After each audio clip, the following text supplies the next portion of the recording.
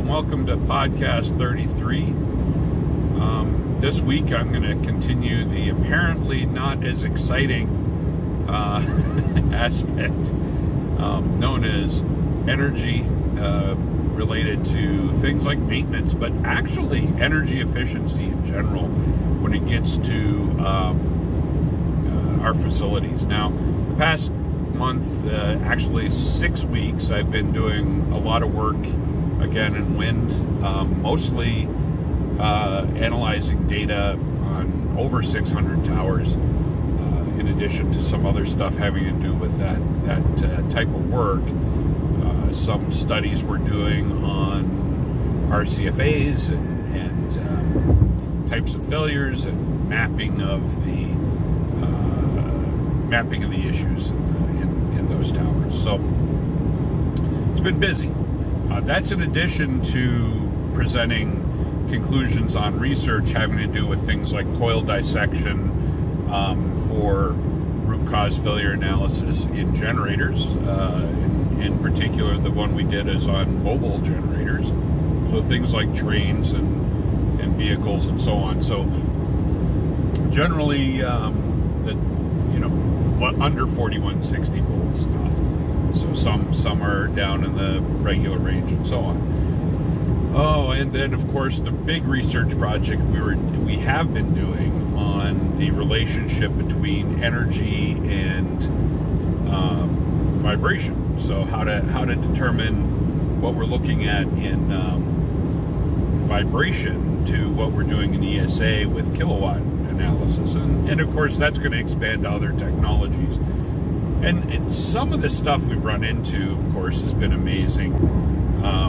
Things like, and part of what prompted that whole area of research was a company that had a little 1 horsepower motor, or 746 watts, or 0.746 kilowatts. And I probably told this story before, but for those who hadn't heard it, they had it on the bench and they were discussing how they were doing something similar to what MotorDoc was doing and with vibration.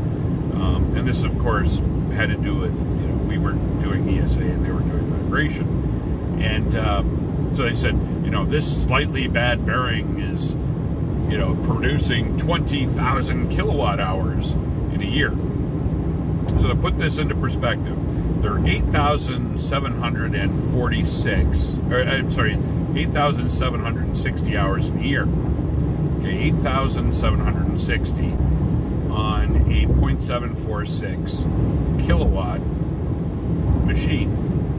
So now, even if they brought it up and installed the motor, but the motor was running and you could hear the bearing, right? So you're figuring a couple of watts. My estimate would be, 40, 50 watts tops. Because, by the way, the value doesn't change based on load. That's something that we found in our study. So the loading on that bearing on a general failure, like, I'm not including belted stuff, just a general failure, low lubrication, things like that. Where we're talking for a 1 horsepower through maybe in a 50 horsepower, you're talking about watts, not kilowatts necessarily, unless it's pretty extreme. Or it's affecting more than one component of the bearing. In that case, you can get up to a point. But if I'm looking at 746 watts, or 0.746 kilowatts, times 8,760, which is how you get it, we're talking about 3/4 of that, or somewhere about 6,500 kilowatt hours. So still a significant, very significant value, because that would be what a 1 horsepower motor could do under full load for 1 year. So they're claiming that the bearing was causing the motor to be under full load for 1 year, but the wattage was showing no load watts. Current was showing no load current, which confused me a little bit, because how do you get 6,500 kilowatts to equal 20,000 kilowatt hours? Well, what you do is you basically throw numbers in the air so it makes it look like you're saving energy when really you're not. you're not saving that much. You are saving energy if you do a corrective action, whether it's, you know, replacing the motor, replacing the bearing, or greasing it. You know, it took, what was it, a 500 horsepower, 4160 volt motor, where we went in and we found a low lubrication issue causing the friction to go up enough to do, I think it was 5 kilowatts. It was significant. I mean, or was it a half a kilowatt? I forget which case study I've done in the past. But that we resolved with like a few squirts of grease. So, yeah, it was a half a kilowatt. So, you know, 500 watts. So I'm basically saying, you know, a couple of squirts of grease resolved that issue on that ball bearing versus some of the other stuff. I mean, the biggest numbers we're going to see relate usually to belted applications, because 9 times out of 10 people overtension their belts.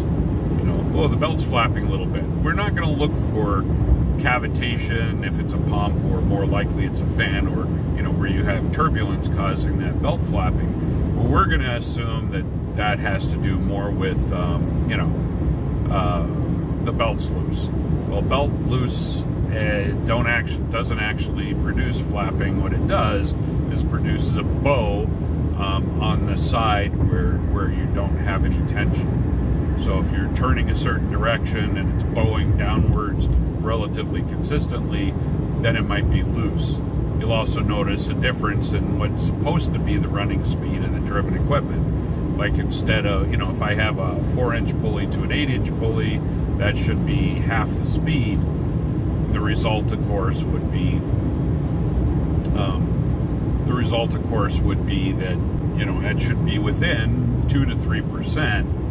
When I take a look at it, if it's greater than 3%, that means my belt is not being particularly efficient, it's slipping, and that, of course, would have me take a look and verify whether or not something's worn out, or if I'm under tension.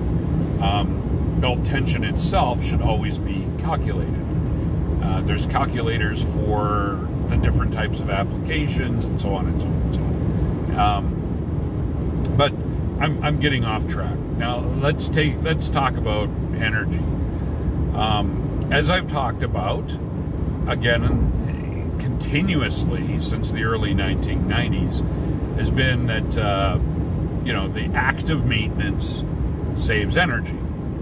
And why is that important? Well, it's something that I can directly tie to the profit and loss spreadsheet that the board looks at, right? So if I want to talk to the C-suite, I need to talk in terms of something that affects, if I'm talking money, I want to talk about things that affect the board and what their goals are, right? So one of those could be, you know, finances, the cost per widget.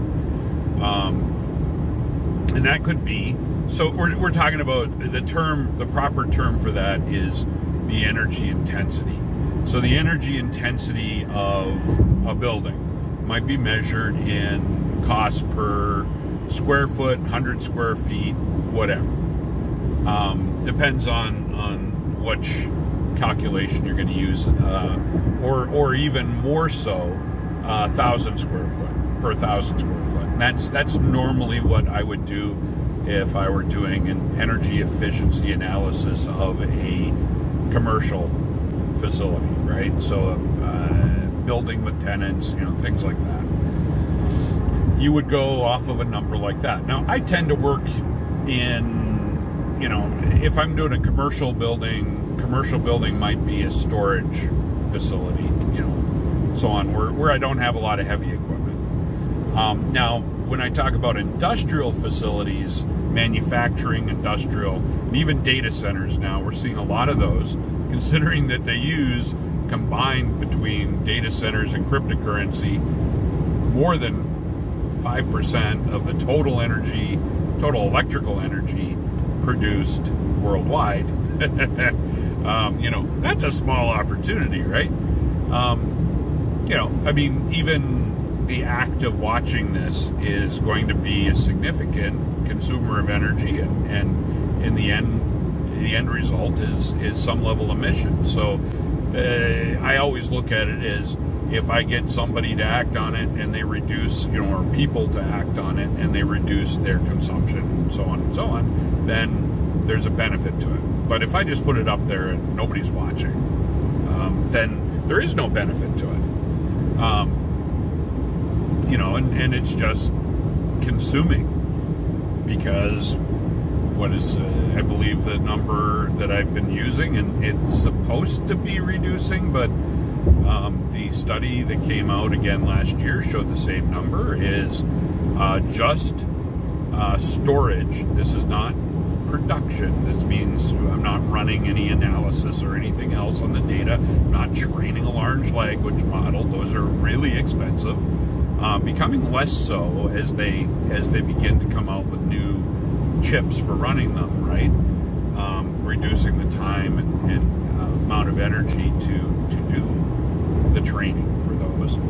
But in any case, 7 kilowatt hours per year for storing 1 gigabyte. If I do the same thing on an active PC, that comes out to be roughly, 0.0, it's 5 zeros and a 4, 0.00004 kilowatt hours per year for storage. So far less for local versus, cloud storage. In any case, we started noticing a few things as well from the energy perspective, and it flew in the face of what I was trained on. I mean, I at one point was senior research engineer for the Energy Resources at the Center at the University of Illinois at Chicago, right? So I did energy studies for several years, 2.5. So the question, or the tools we would use would be things like modeling or assumptions, especially in the 1990s. So an assumption might be, okay, I take a standard efficient motor and I replace it with an energy efficient motor, I save 20%. I don't say what I saved 20% of. I reduce the losses by 20%, but I don't necessarily save 20% of my energy consumption. But the calculators we used would show that value. The only way to truly know what the value is to measure it. So I'm going to give a few examples. One of the things we learned was when we went from T12 fluorescent lights to T8 fluorescent lights was a change from 40 watts per bulb to 36 watts per bulb. And it actually was pretty consistent. So we would go through and you would count bulbs and you'd say, okay, I've got this many 40 watt bulbs. We're going to reduce it to this many 36 watt bulbs for the same candle power, same light output. So more efficient light. So the T8s and then later T5s, which reduced it even further. So I'd save 4 watts per bulb, and when you get enough bulbs together, you save a fair amount. And I used to push that because, the idea was if I were looking at lighting, everybody sees lighting. So, in fact, part of my rule was if we went into a facility and we look around before we even got there, and they're talking about energy efficient this or that, if I don't see energy efficient lighting in place, then they're not going to take anything we recommend seriously. And if we were doing the work under a grant like the Illinois Department of Commerce and Community Affairs funded us to do the Illinois Food Processing Grant, food processing energy study, which I converted a little bit and did energy and reliability. When we'd go through, when we walk into a facility, you look around, you go, oh gosh, they haven't even bothered to even attempt to do anything to save energy. They're not interested. And maybe not 9 times out of 10, but a majority of the time, they wouldn't follow through on whatever we came up with. So, what do you do? So in any case, things got to a point where, in order to help people move along, it became more and more acceptable to say, we're going to come up with a calculated value on how to save energy. So then LED lighting came. And everybody would just go in and say, okay, well, here we go. Type 1 or type 2 study, usually a type 1. So they would do, which means basically they would generate a model or count the number of bulbs, look at the wattage on the bulb, and make that assumption, right?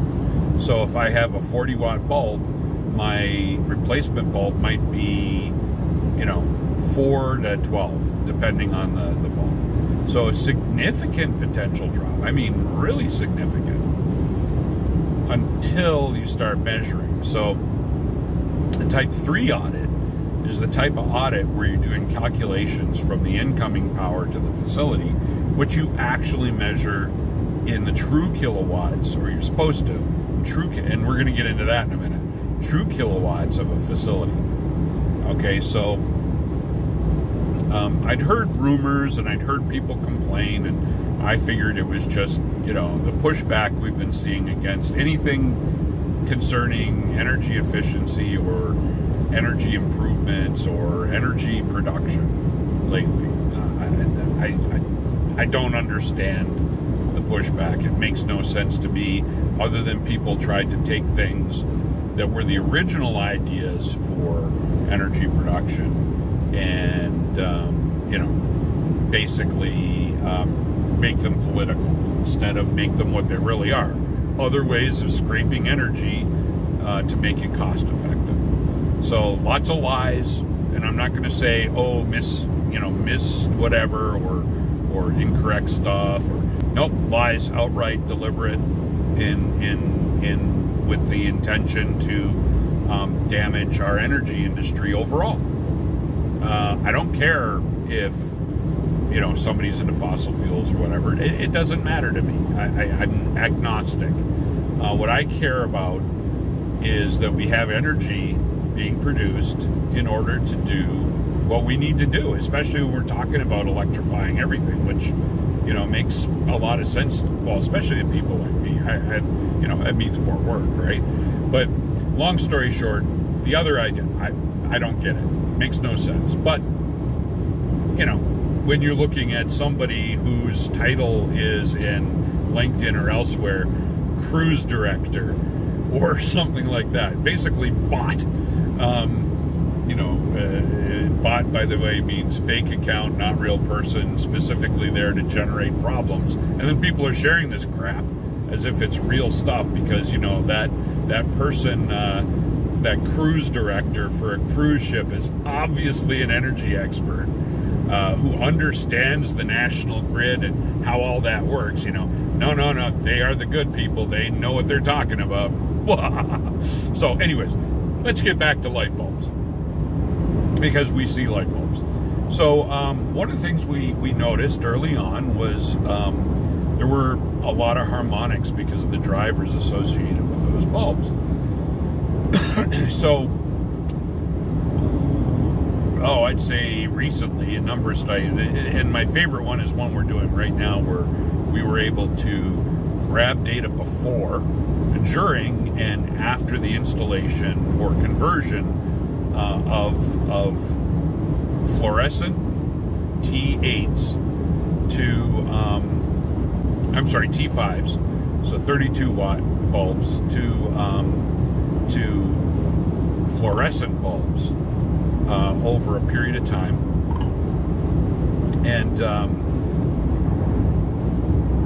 there was, based on looking at the raw data, there was an increase in energy consumption by 1.04%. Now, that particular site is 80% of their energy, because it's a storage facility, 80% of their energy is lighting.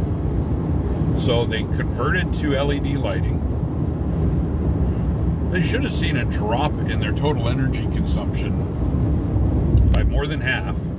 Instead, they saw an increase of 1%. So we take a look at LED lighting, and I've done this. You can see it in an earlier podcast. I'll put the link in somewhere. But anyways, an earlier podcast, I identified, what harmonics look like. Well, harmonics consume far, far more energy than we thought. That's been my area of study recently, and the really cool bit is we've had the ability to go into some Fortune 500, Fortune 100, variety of different facilities for production, to you name it, and come back and show harmonic distortion, not just in power but ground and neutral, has a significant impact on the overall consumption of a plant. But we have to do it as a type 3 study, meaning we have to take data from incoming power. By the way, that means normally we will want to use utility data in order to do an analysis. Now we'll use energy monitoring systems to give us an idea what's going on, to provide a platform, to do checks and balances, right? To make sure, because we had a couple instances where the calculations used against the smart meter at the facility, at the utility, produced numbers that made it, seem like a 3 megawatt facility was 4 megawatts, and so their billing was almost 25% higher than it should have been. That was amazing. That's not a minor error. And we were able to show that, and the utility basically agreed that was the case, and whatever they and the customer agreed to after that was the business aspect of it. But in any case, so we do that to do checks and balances, but also anomaly detection, see if there's something that's an outlier at some point. Maybe something failed in the facility, maybe they added equipment, maybe they're running something, or whatever the reason is. So we'll do energy monitoring separate from whatever, and it's got to be all 3 phases, not just the 2 phases that we see a lot of these devices use, because it misses the total actual energy consumption, especially when there's unbalances. Basically you want to monitor where the power analyzer. So we noticed this, but we've also noticed in facilities, and this was a study that we did in a small facility in the Northeast, was they had put in energy efficient lighting, LED lighting. They had put in a VFD for some HVAC stuff, and they did a few other electronic improvements. But they said the same thing that we observed. They had claimed that their energy consumption went up. So we filtered out that, and we saw 26%. Basically, all of the energy savings they should have seen, plus a little bit for the additional electronics of the facility, we found all of that. It came all back. So, which was really, really interesting. So what I'm going to show when I stop is I'm going to add in some data showing, basically what it looked like before and after. But it's the preliminary stuff, but it gets into something else. So before I get into something else we've identified. So, I've been a little taken aback by the direction we've gone from an energy perspective and what's allowed. Okay, so there's a lot of, we'll say, incorrect stuff out there. This one, it's because it's been agreed to and allowed because people don't want to take actual measurements. But the next part is what we were always taught to do, was get 12, 24, 36 months worth of utility bills, that's monthly bills, take a look at it. Now, there's a lot of reasons why it's important to take a look at it, to see if there's other rate systems, if there's anything that stands out as an outlier off of the utility bill, which is a monthly bill. Now, if I'm doing a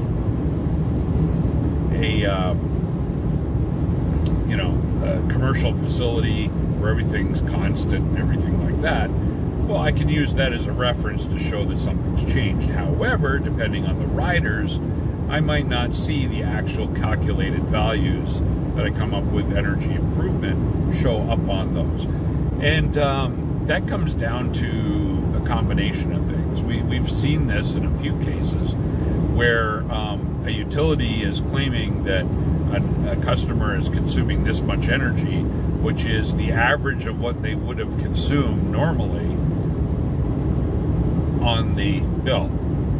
But when we ask for and we receive quarter-hour increment utility data, which is basically what's supposed to be on the utility bill, when we receive that and we adjust the dates to cover the same dates, we will often see massive differences, meaning that something had been adjusted or they're not usually using the actual true values in order to calculate the data.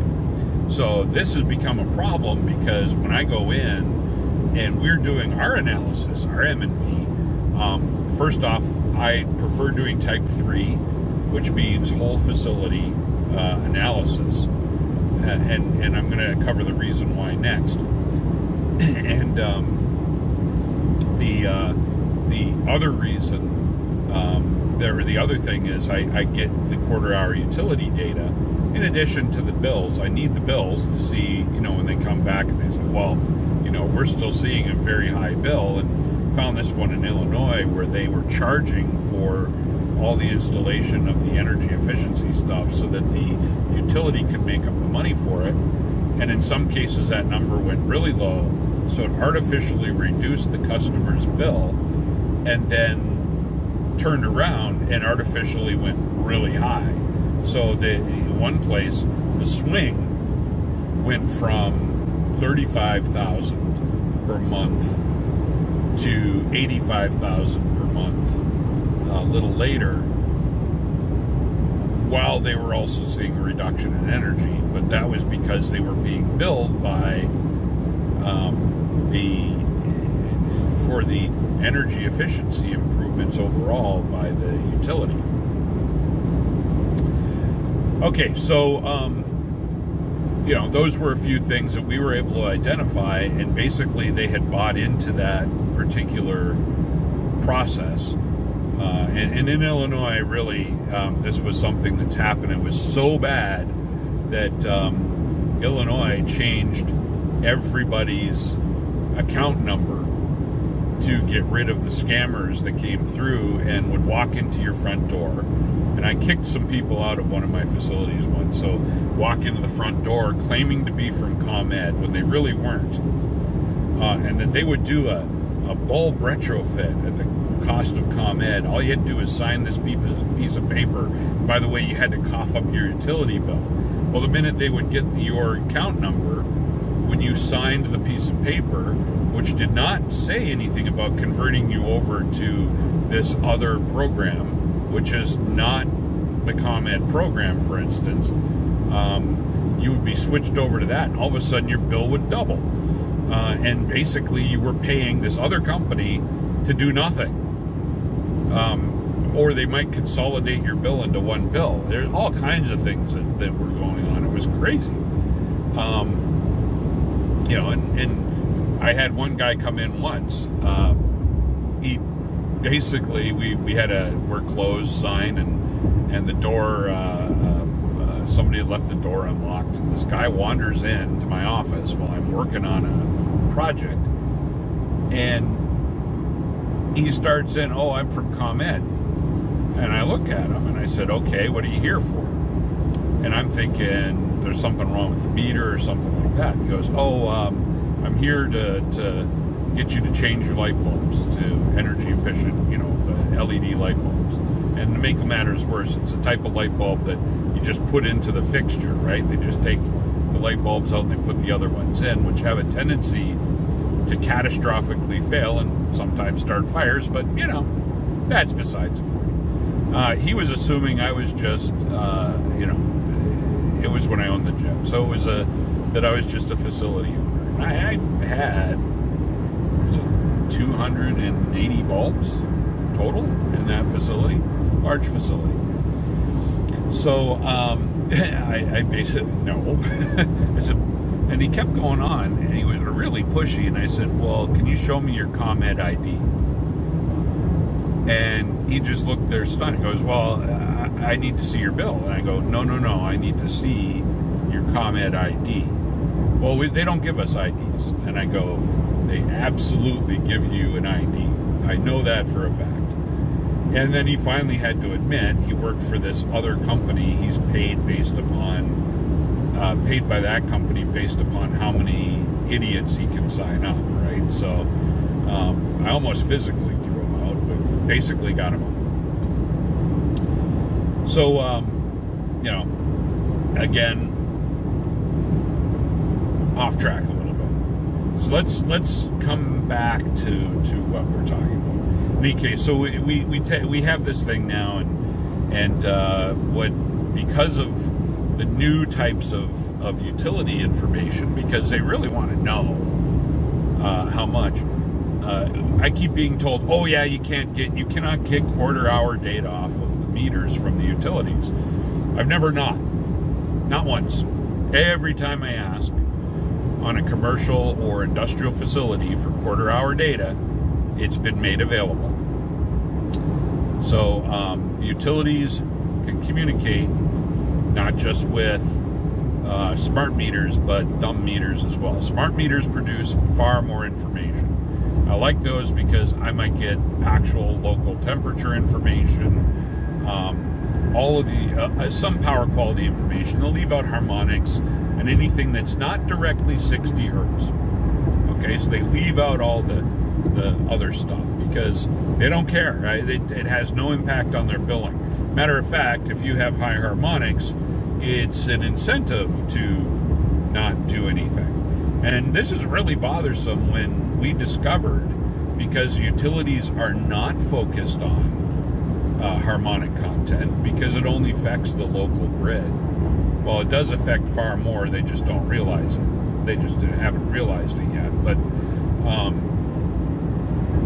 I know that sounds ominous, but really, some of the stuff we've learned that NREL is now going, holy crap, you're right, has had a negative impact on a lot of things. So basically, the more customers are putting on the line, the more is damaging our production, especially modern production, because the system was not really ever designed for it. But that's another story I'll do on a future podcast. So getting back to where we were. So quarter-hour data. Notice the difference between the utility bills and the quarter-hour data. It happens all the time. So we run into something. Now, how are they determining energy efficiency improvements in most cases? Well, instead of going in and actually taking physical measurements, which we were doing in the 1990s for things like Motor Challenge, you would go in and you would take the physical measurements, then you would enter it into a software package. The software package would then do a calculation and spit out what your potential energy savings was. The potential energy savings was normally presented as fact. So that became a thing. So now, if I go in and I'm doing lighting or HVAC or anything like that, I don't actually have to take before and after measurements in order to get my building qualified for LEED or any of that stuff, or to get a rebate from the utility, from the government, or whoever's issuing those rebates. I can now pump everything into an acceptable software. And on, say, DOE and EPA, there's specific modeling software that's called out. I just go to one of those and put in the data. It spits out my energy savings. I turn that over, and my rebate's based on that. Even if my bill goes up, even if my energy consumption, my actual energy consumption goes up, my rebate is based upon that.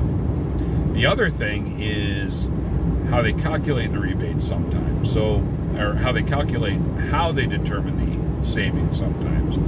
So in a type 3 study, that is a whole facility study. This is an ASHRAE type 3, right? So looks at the entire facility. So all my data is coming from the utility meter or somewhere near the meter. if I'm measuring it or I'm getting utility data, whatever. Type 2 is basically taking direct measurements but local to a device. So if I'm putting in an HVAC system, I will determine the energy improvement of that specific HVAC system, even if I'm taking measurements, and not include any of the surrounding impacts like additional reductions or increases. Okay, so this gets important for the next discussion, because this one really pissed me off. So we did a project and installed some equipment and saw a 32% reduction at a plastics extrusion plant. It was phenomenal. And then on the anniversary, I was asked to take a look at the M&V, because the original M&V person kind of disappeared, became unavailable. So he was doing something else elsewhere. So I went ahead and finished up my M&V certification, which required my CEM and then my CMVP, because that was in the contract. And I figured might as well. It's been decades and decades that I've done, energy work. Why not get the certification finally? So knocked them all out in the minimum time that they allowed. So CEM first, and then CMVP, Certified Measurement and Verification Professional, which is a procedural certification. The CEM provides the calculations. That's the challenging. But in any case, so had to deal with math and statistics and got through all that. Learned a lot about everybody using modeling, which was disappointing, interesting and disappointing at the same time. So we had the 32%. This is direct measured data and a comparison of like days, like temperatures, like equipment running, like plastics being produced, because they had several different plastics, multiple different types of machines. Now I used the modeling data, or I used the data I received in order, because we couldn't determine the actual energy intensity of each machine. So I had to go through several years worth of production data and everything else, calculated out the estimated value based upon which machines were running and which weren't, and came up with and said, okay, here we go. Coal-fired power plant, big one. So in any case, we had come up with 32% the prior time, and based on some of that, I'm an industrial engineer, so I did it from an industrial engineering perspective. Worked with the original M&V guy, which is why I was the candidate to do the follow-up. So I go back and I do a follow-up, and I'm like, we should have seen a slight improvement still, because the particular technology improves with time. Instead, we saw a reduction down to like 26%. I was like, what the heck happened? And then, we went back in, and they were going after a rebate as well. So we started communicating with the rebate organization, and we're saying, okay, we were at 32%. At some point, this changed. I said, but I also noticed starting about June the prior year that previously we weren't really seeing a significant impact from the HVAC system during the summer, but all of a sudden we're seeing a direct measurement, a direct relationship between outside temperature and HVAC use. So I could take the local temperature data and put it, and I would have an arch, and we're not talking about a little bit. I mean, it was significant energy consumption. Now, if I went ahead and in the model did a simulation and said, okay, what if the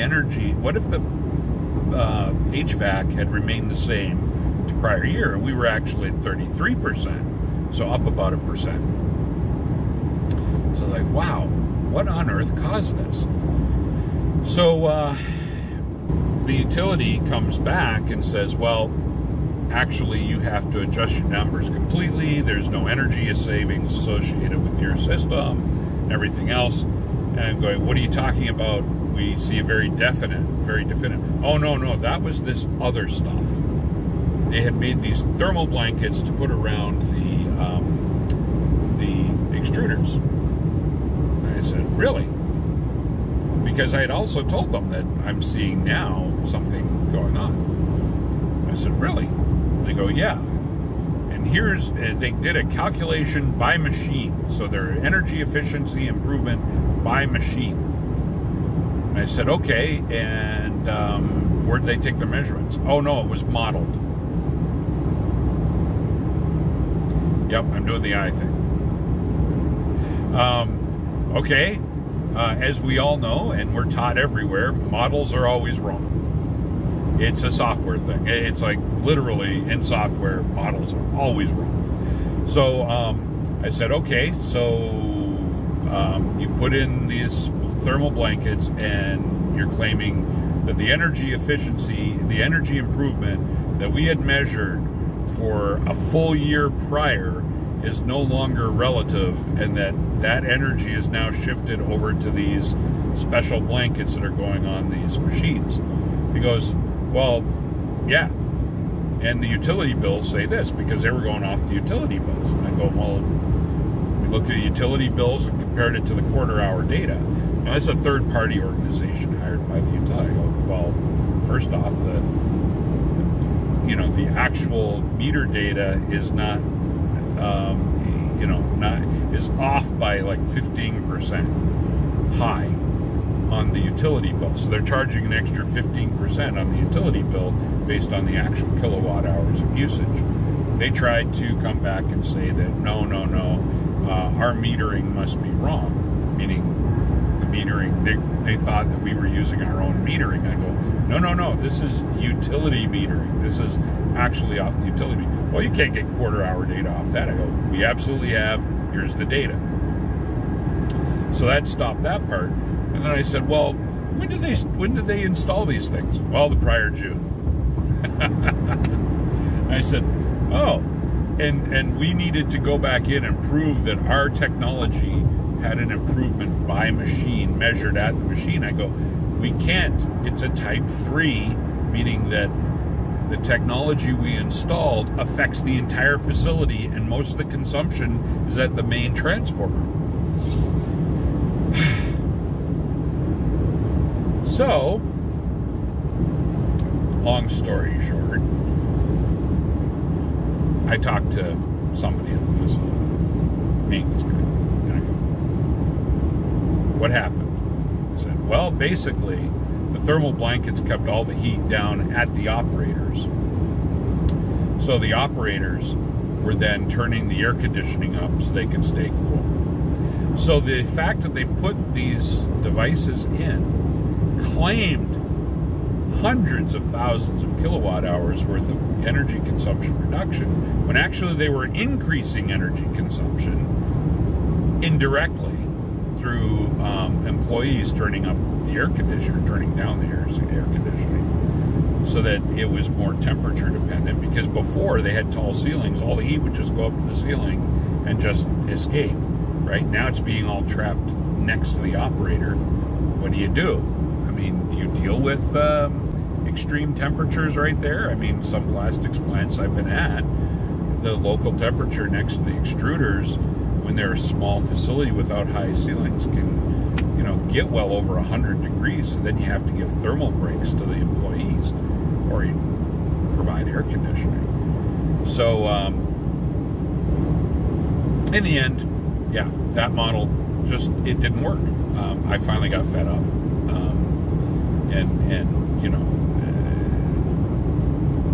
What do you do? But through all of this, we learned is harmonics are hard. It's not a simple thing. Anything electrical. I mean, if you're looking at energy efficiency improvements in plants, seriously, everything's related to HVAC and lighting. Why? Commercial buildings. Nobody really cares about factories.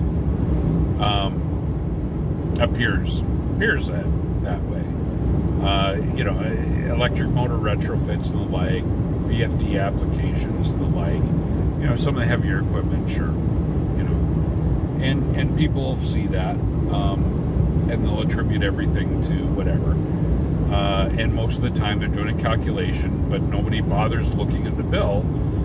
And people can say, oh, I made this kind of savings, that's it, based upon the model or the calculation. Very frustrating.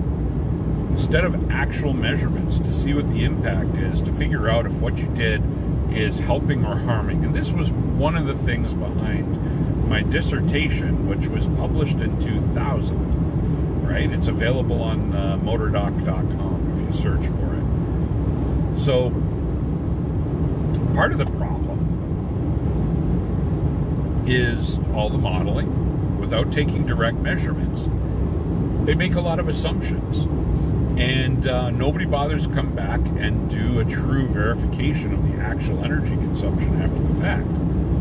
And the times that I've seen it happen, they'll come back and they'll go, oh my gosh, it must be because something changed, and that's it. They end it there. You know, part of what we had to do was take a look at energy consumption per unit of production in manufacturing facilities. You know, the energy intensity of that. Or that's what we were doing with each machine. You know, we were calculating it out by, you know, machine type for that particular plastics plant.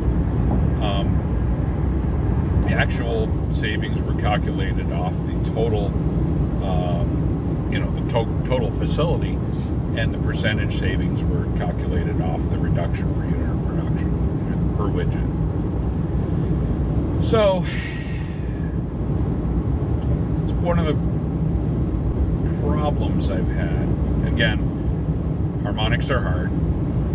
Other electrical things are hard.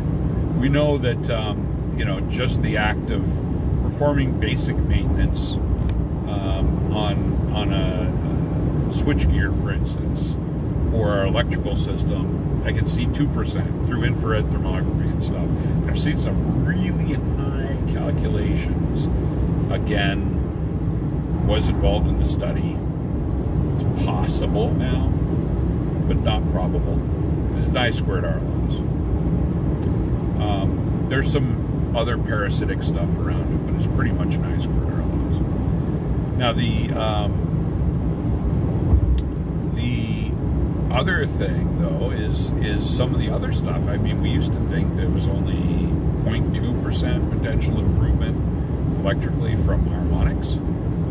Well, that calculation came from the early to mid 1990s, where we weren't using a lot of electronics in facilities. It's now where we are, and we're doing all this additional stuff. Sorry, allergies are kicking my butt right here. I'm driving through farmland, but sorry.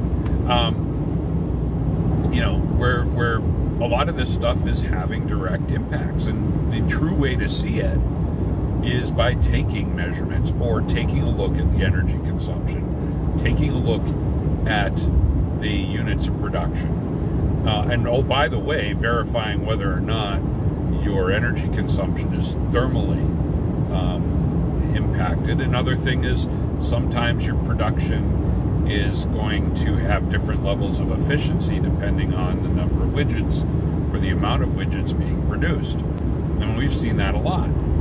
So we've seen times when, you know, high production values equaled high efficiency, sometimes when it's been the opposite. So we do the calculations and we come back and we go, okay, we've done the calculation, and we're seeing, you know, this, and then we go and we do the physical measurements and we're seeing something completely different. Then that becomes a why. Why are we seeing that? And sometimes just because the model is wrong. Just simple calculations, right? Versus real data. So just a few things to keep in mind. One is, if you're going to do an energy study and you're going to look at improvements, you can pay attention locally.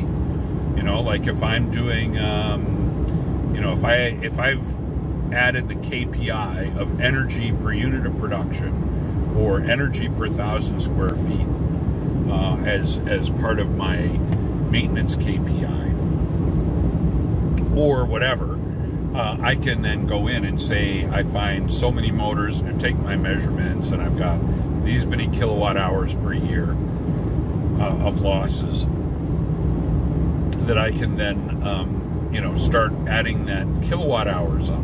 Always use kilowatt hours. Don't use current. Amps mean nothing. That's directly impacted by power factor. It's kilowatts in kilowatt hours.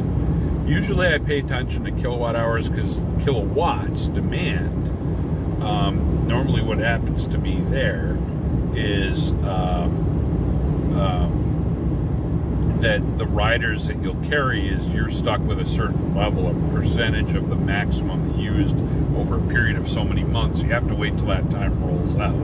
So just pay attention to kilowatt hours and those related costs. That you can then, you know, measure your improvements. So if I go in and I say, okay, I'm going to use a power quality meter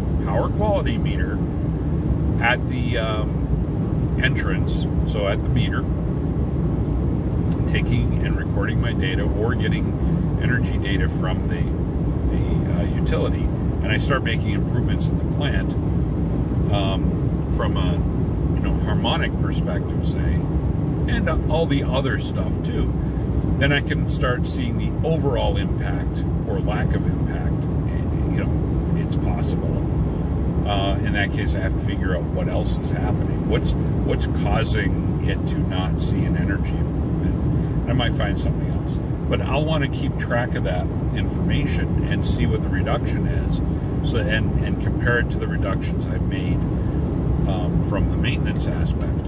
You know, whether it's a retrofit or maintenance or an improvement or an engineered correction, like in relation to harmonics or whatever else, even power factor. Now, power factor is not going to really save me a lot in most instances, but, you know, it's always possible. And with that, I'm going to shut down for now, and I'm going to add some images and stuff like that to this video when I stop for the evening. We'll get it up, and then I'm going to put some links in the comments related to some of what I talked about. In any case, thank you very much for keeping me awake on my way to yet a different pipeline. So oh my gosh, he's just into wind, he's one of those guys. Nope. I'm an energy guy. So this time I'm going to a pipeline, then I'm going to do a waterworks, and then I've got a manufacturing plant and stuff like that. That's over the next week or so. So with that, have a great day, and happy Father's Day for those who are fathers, and we'll talk next week.